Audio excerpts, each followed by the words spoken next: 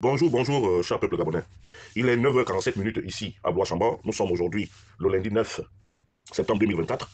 Je suis votre humble serviteur, son Excellence Wilfried Okumba Kamitato Lénine Nandjoko.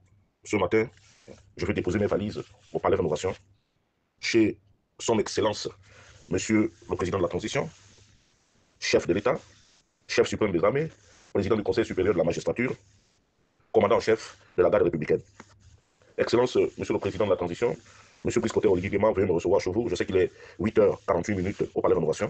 Je viens ce matin vous faire état de ma gêne et de ma déception par rapport à ce qui se crame et à ce qui se fait, surtout sur la fameuse Constitution.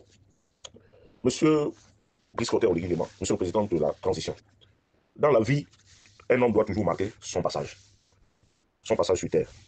Et j'ai toujours pensé qu'un homme doit être juste envers le peuple qu'il veut diriger ou qu'il prétend diriger. Malheureusement, lorsqu'on dit cette constitution qui circule sur les réseaux sociaux, même si pour rattraper les choses, vous voulez faire croire aux communs de Gabonais que ce sont des fake news, je dirais non, Monsieur le Président de la Transition. Depuis le début, vous avez pris un chemin qui me paraissait un chemin de quelqu'un de lucide, mais au jour d'aujourd'hui, fort est de constater que vous avez malheureusement été absorbé par le système. Ce n'est pas de votre faute, par le système et par l'avoir, l'envie de gagner.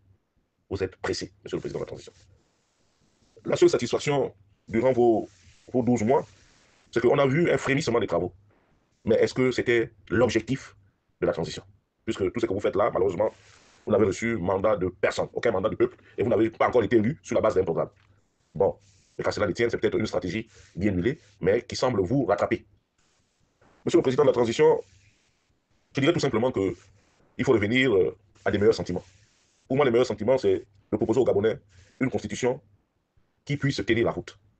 Et moi, le seul écueil que je retiens, que je constate dans votre constitution, c'est qu'on limite le temps. Cette affaire de limitation de mandat me paraît quelque chose qui tue notre vivre ensemble, qui amène des problèmes. Parce que personne ne peut limiter la vie de l'autre. Il n'y a que Dieu, le Tout-Puissant.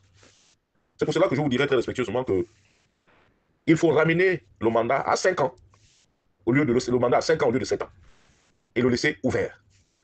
Dans la nouvelle constitution, ne limitez pas l'âge.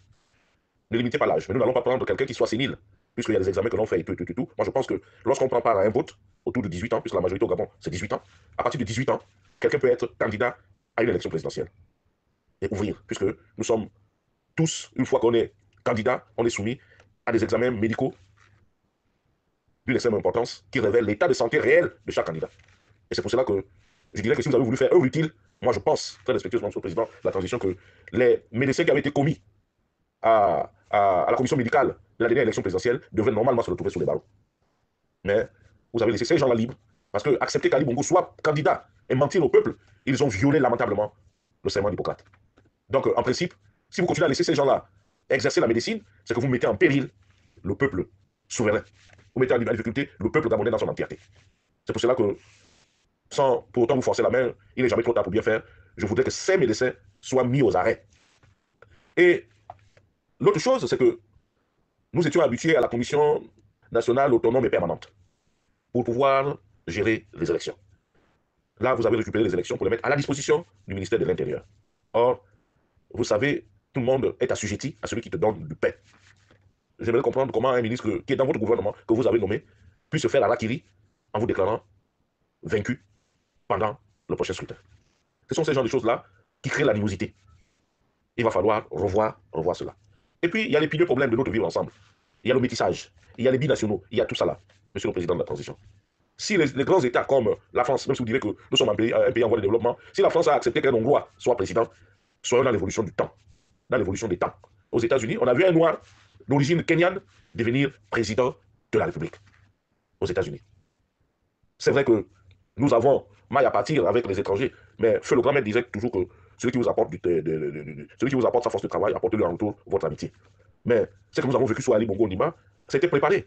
Nous avons aussi une part de responsabilité dans l'attitude d'Ali Bongo Ndima, n'en déplaise à ses détracteurs ou à mes détracteurs. Nous avons été très durs avec lui, nous ne l'avons pas accepté, Ali Bongo Ndima. Depuis son jeune âge, ça murmurait, c'était Nigérian, c'est ceci. Bon, il y a toujours eu un rejet de notre part. Surtout nous, dans le Haut-Ogooué, nous l'avons pratiquement rejeté. Et il s'est senti frustré. D'où certainement le comportement qu'il a eu en nous malmenant, en amenant ses frères d'origine étrangère. La preuve en est que ça, nous disons que Ali Bongo l'a fait, parce que c'est des étrangers, parce que nous n'acceptons pas cela. Mais aujourd'hui, vous n'êtes pas un exemple. Vous n'êtes pas un exemple en ce qui concerne cette même situation. Vous avez déplacé le problème. Vous avez aujourd'hui pris vos parents francs, des consanguins, que vous avez mis au cœur du pouvoir, au détriment des autres Gabonais qui méritent. Vous avez pris vos parents de Ngoni. Vous avez juste déplacé le problème. Excellence, monsieur le président de la transition. Donc, entre Ali Bongo et vous, c'est que là, vous jouez avec des Gabonais qui sont d'abord vos propres parents. Voici la réalité des faits. Donc, ce que nous reprochons à Ali Bongo Nima de nous avoir amené les étrangers, on vous le reproche aussi de ne faire la part belle à vos parents de Ngoni et à vos parents du canton Bissak, route de Yémi. C'est ça, la triste réalité. Mais, monsieur le président de la transition, comment demander à un peuple que vous êtes en train de clochariser? Vous dites que il faudrait que vous enleviez la tenue, il faudrait qu'on vous fasse confiance. Mais la confiance aujourd'hui est altérée, monsieur le président de la transition. Elle est altérée, cette confiance. Comment moi, Wilfried Okumba Kamitatou Lénine Dandjogo, Obamba Dandjogo? Comment moi, Wilfried Okumba Kamitatou Lénine Dandjogo, Fangemivoul? Comment moi, Wilfried Okumba Kamitatou Lénine Dandjogo, Fangeminzik? Comment moi, Wilfried Kamitatou Lénine Dandjogo? Je suis tout le Gabon. Comment faire confiance? Comment voter un référendum qui fera de moi un sous-homme? Comment vais-je voter utile pour vous, tout en sachant que je vote là ma propre exclusion, monsieur le président de la transition? Je vote pour que les Batéké de Ngoni, pour que les 4x4 ne passent que sur le pont Saint-Hilaire pour aller chez vos parents là-bas. Et chez moi, c'est la bérésina. C'est la pauvreté. Nous avons vu la manière avec laquelle vous avez traité, ce sont des exemples que je prends, qui sont là, qui sont visibles, que vous avez traité le compatriote Leman de Sandougou. Son problème, c'est d'être de la bande de 6, c'est d'être Noumou. Alors que dans ce ministère, qui est là pour mettre en musique les instructions du gouvernement? Mais c'est bien le ministre de l'énergie. Mais depuis que Leman est parti, notre quotidien en matière d'électricité et d'eau ne s'est pas du tout amélioré. Mais votre parent, votre oncle Jeannot Kalima, continue de se la couler douce. C'est une injustice, monsieur le président de la transition. Vous avez mis au bout ces stages un professeur, je ne sais pas où est-ce qu'il a eu ce professorat, ou c'est les décrets qu'on leur donne pour devenir des professeurs. Voilà comment il fout la pagaille dans les universités. Si c'était quelqu'un d'une autre ethnie, vous l'aurez renvoyé, humilié publiquement, comme étant incompétent. Or là, il y a un homme de Ngouni qui sème la terreur, la pagaille, au niveau des bourses des stages. Là encore, vous êtes attendu devant, vous êtes mis devant vos responsabilités. Vos responsabilités. Vous n'agissez pas. Il y a une situation cocasse et difficile à Mwanda, où les populations vont se lever, où la mort nous guette chaque jour. Batolo cache la vérité au peuple mwandais. Nous sommes entre la vie et la mort, puisque notre ville est polluée par l'exploitation du manganèse. Est-ce qu'il ne faudrait-il pas que l'on déplace cette ville, qu'on laisse Comilog prendre tout un territoire avec son partenaire Eramet, parce que nous sommes en train de mourir? Batolo s'enrichit avec votre complicité, monsieur le président de la transition. Vous étiez en Chine, la main dans la main. Mais je ne pense pas que ce que vivent les populations de Mwanda, si l'exploitation du manganèse là venait de la principauté de Ngoni, vous auriez déjà agi. Ou si ce manganèse était exploité chez les parents de votre père, vous auriez déjà agi. Mais vous laissez les Obama, les Batéké de Yia, puisqu'ils ont rien à voir avec vous, vous laissez les autres peuples mourir, croupir, parce que vous voulez protéger Batolo, qui au passage ne le cache pas. Il dit à qui veut l'entendre que vous êtes dans sa poche et que la construction de votre cité derrière les Nicodia à Boada est entièrement financée par les fonds de la RSE. Donc, monsieur le président de la transition, nous pouvons nous permettre aussi de vous poursuivre pour corruption avérée, puisque Batolo le dit à qui veut l'entendre. C'est pour cela que, monsieur le président de la transition, nous ne sommes pas là pour chercher les problèmes. Nous posons les vrais problèmes. Il vous revient aussi à vous de rassurer le peuple souverain. Vous de rassurer les Gabonais. C'est pour cela qu'il me paraît urgent et nécessaire que le remaniement tant attendu par les Gabonais, qui met en lumière les vrais Gabonais, les Gabonais capables de transcender, capables de se mettre au-dessus de la mêlée et de faire avancer les choses. Parce que c'est de ça qu'il s'agit. Et puis, monsieur le président de la transition, nous sommes victimes de vos généraux. Ceux-là que vous avez associés pour clochardiser les Gabonais. Aujourd'hui, l'armée est divisée. Vous faites fi de ne pas voir. Mais la réalité, c'est que l'armée est divisée. D'un côté, les soldats qui sont des laissés pour compte, et de l'autre côté, la panoplie des généraux qui s'enrichit. Et pour nous humilier, nous insulter, vous sollicitez des Gabonais qu'on leur accorda l'immunité. Et que le contribuable gabonais soit là pour payer des gens qui ont torturé, qui ont pillé, qui volent à leur aise, sous vos yeux, monsieur le président de la transition. Sur ça, nous disons non, monsieur le président de la transition. Donc, je vous sais capable de vous mettre au-dessus de la mêlée, revoyez cette constitution, proposez-nous quelque chose de bien et de fiable. Parce qu'avec ça, même si vous avez l'intention de vouloir tricher, je dis, monsieur le président de la transition, vous risquez gros. Parce que les Gabonais ne se laisseront pas faire. Et puis, nous sommes, selon certaines indiscrétions, en cessation de paiement. Vous nous avez amené un érudit des finances, de la finance publique. Deux érudits des finances publiques, à savoir Charles Baye Cobb et Baye Sebouissi. Deux tueurs de la pire espèce.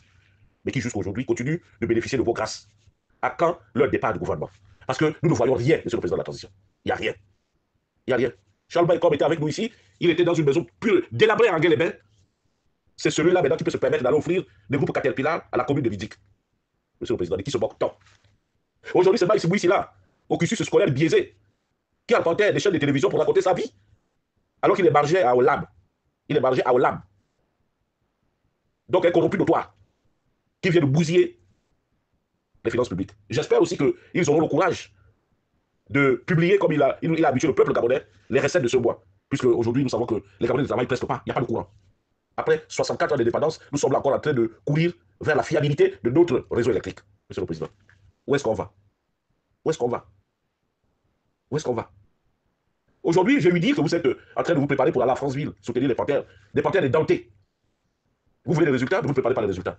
Le championnat national est renvoyé au calendrier grec. On ne sait même pas si ça se jouera ou ça se jouera encore un jour, le championnat national du Gabon. Et là, on nous prend des bricoleurs. Il suffit seulement, j'ai mon fils qui joue ici en France. Mais je refuse de faire une publicité mensongère sur lui. Un jour, il va exploser, Paolo. Mais je refuse. Il aurait pu être à l'équipe nationale aujourd'hui. Je refuse de mentir le peuple. On nous prend certains bricoleurs du Lapla, certaines personnes qui ne savent même pas jouer, qui jouent dans des divisions inférieures, des divisions d'honneur. Mais monsieur le président de la transition, on va où? Et si ce soir, les Centrafricains nous humilient au stade de Franceville, les seuls médicaments, les seuls Djomi là, les ceux qui préparent les matchs à Franceville là-bas, mais Dieu, toutes ces choses-là, c'est Dieu qui les règle. Le peuple souffre. Est-ce que nous allons continuer à maquiller la vérité, monsieur le président de la transition? Non. Vous venez d'une bamboula, vous repartez dans une autre bamboula. Voilà aujourd'hui la triste réalité de vos aides dans le pouvoir. Pour terminer, je dirais tout simplement que nous attendons avec une impatience que M. Djamou Rufai soit relevé de ses fonctions, que M. Kalima soit sorti du gouvernement, que M. Henri Claude Oyima soit mis aux arrêts parce qu'il est coupable de malversation et c'est lui, le Pablo Escobar gabonais. La drogue pilule à Libreville, c'est Henri Claude Oyima. Et le cas de Batolo, c'était le cas de Derabet, oui, il a un contrat, comme nous veut nous faire croire Mme Boli, mais nous ne sommes plus au niveau de la traite négrière. Ils ont peut-être eu un aide de service, mais monsieur le président de la transition, tous nos investissements à Rwanda sont gaspillés avec la pollution. Tous les plafonds sont noirs.